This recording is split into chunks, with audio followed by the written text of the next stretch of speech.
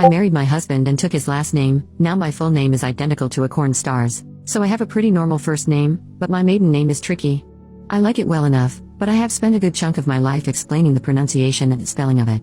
I had even considered changing my maiden name before I was married for the sake of simplicity. Enter my husband. He has a lovely, easy to spell, very common last name, White. So when he proposed, I decided to take White as my last name. I figured, hey, I got a name that is easier to spell and pronounce. Plus, it meant a lot to him, and I thought it would be a nice romantic gesture. And at first, it was. Now, leading up to our wedding, I was completing my PhD, and working on entering the job market.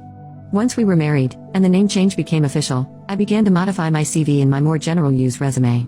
I was newly married, finishing my dissertation, and getting ready for my career, and now, at least half my name wouldn't make the hiring coordinator's eyes cross. I was excited. Fast forward to a perfectly innocent presentation on job hunting. The presenter suggests the old trick of Googling yourself to check your web presence for any old, embarrassing relics from social media. I realized I had never Googled my new name and smiled as I popped open a new search tab on my phone. Imagine my horror as I sat in a crowd of my peers, and the first thing to pop up was a thumbnail of a woman with 2 dicks in her mouth. I figured it was a fluke, or an advertisement, and scrolled hurriedly.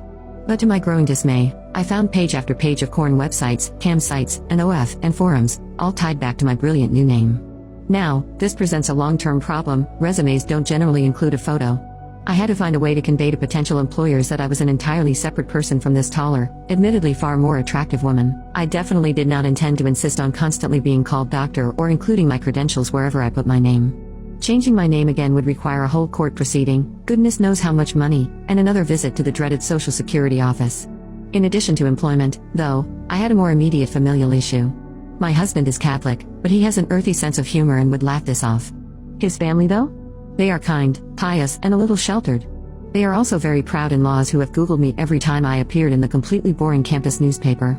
I knew they would understand, but I had to either allow them to stumble blindly into a literal hurricane of digs and pregnancy fetish material, or warn them as kindly as I could. Needless to say, our next visit was profoundly awkward. Now, I insist on using my middle initial in professional settings. I am rather particular about it. My students have been kind enough to comply, though sometimes 1 or 2 giggle when I show up on the first day. More troublingly, I also get the occasional disappointed look. I bet you're all wondering what I changed my name to. It's Angela White.